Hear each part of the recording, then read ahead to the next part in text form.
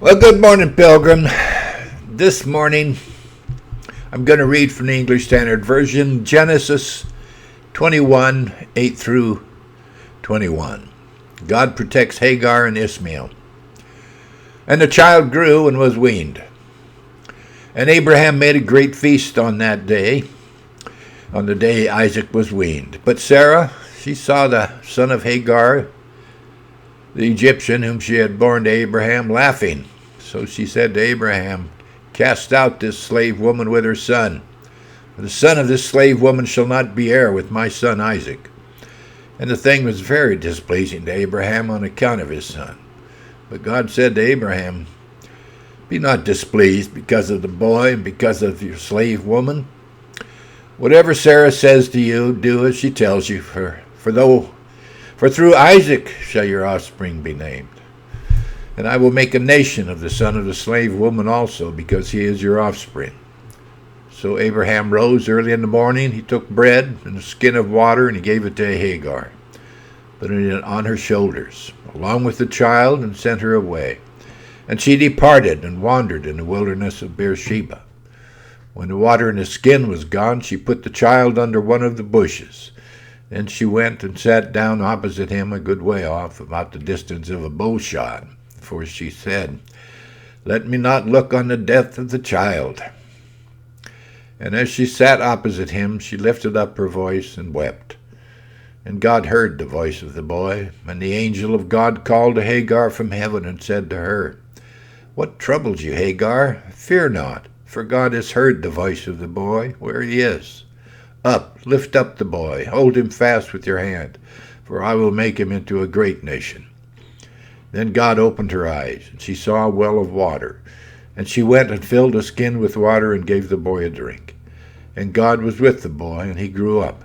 He lived in the wilderness and became an expert with the bow.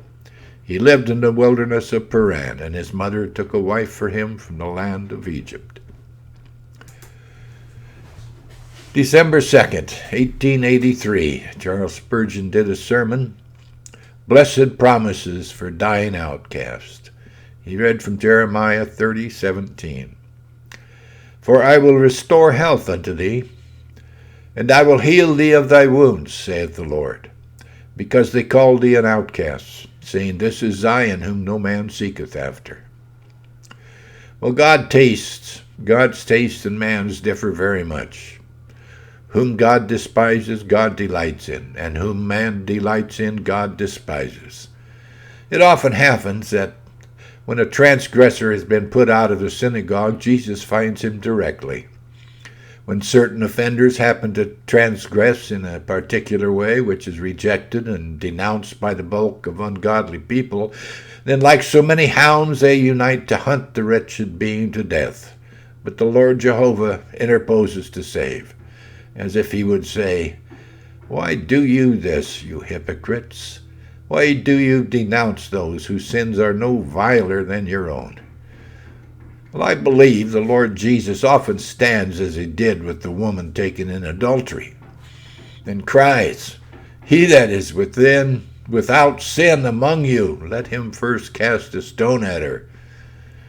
Still he convicts men in their consciences, and still in sweetness of mercy turns to the poor, condemned one, and says, "Neither do I condemn thee. Go and sin no more." Where are you, poor hunted sinner? You are somewhere or other in the crowd, I know. They told you yesterday that they would never associate with you anymore. You don't deny your wickedness. Still, it is not for your fellow sinners to be hard with you, for they are not your judges. By faith, take this promise to yourself: I will restore health unto thee, because they call thee an outcast. You may get a good deal out of it if you have faith to do so. Now that the world has cast you out, the church shall take you in. Now that the devil seems tired of you, Christ shall begin with you. Now that the door is shut against you by those who once delighted in you, Christ's door is open to receive you, because they call thee an outcast. He calls you to approach him. Yeah, friends, the Lord Jesus Christ, he promised never to cast out those who come to him. John 6:37. All that the Father gives me will come to me, and whoever comes to me, I will never cast out. Rather, he was soon on the scene when others cast out those who had been associated with him. Read John 9:34 and 35.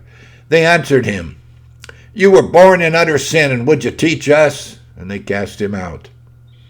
Jesus heard that they had cast him out, and having found him, he said, "Do you believe in the Son of Man?" That's what's important. Acts 7:55 through 59. But he, full of the Holy Spirit, gazed into heaven, saw the glory of God, and Jesus standing at the right hand of God, and he said, "Behold, I see the heavens opened, and the Son of Man standing at the right hand of God." But they cried out with a loud voice, stopped their ears, and rushed together at him. Then they cast him out of the city and stoned him, and the witness laid down their garments at the feet of a young man named Saul.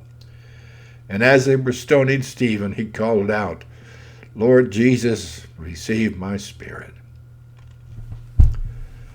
Lord Jesus will receive you. He knows exactly what it feels like. Isaiah 53:3. He was despised and rejected by men, a man of sorrows and acquainted with grief, and as one from whom men hide their faces. He was despised, and we esteemed him not. The Lord Jesus Christ was despised, and he still is despised, and so are his people. So are God's children. Think on these things, brothers and sisters, fellow pilgrims. God bless and have a great day.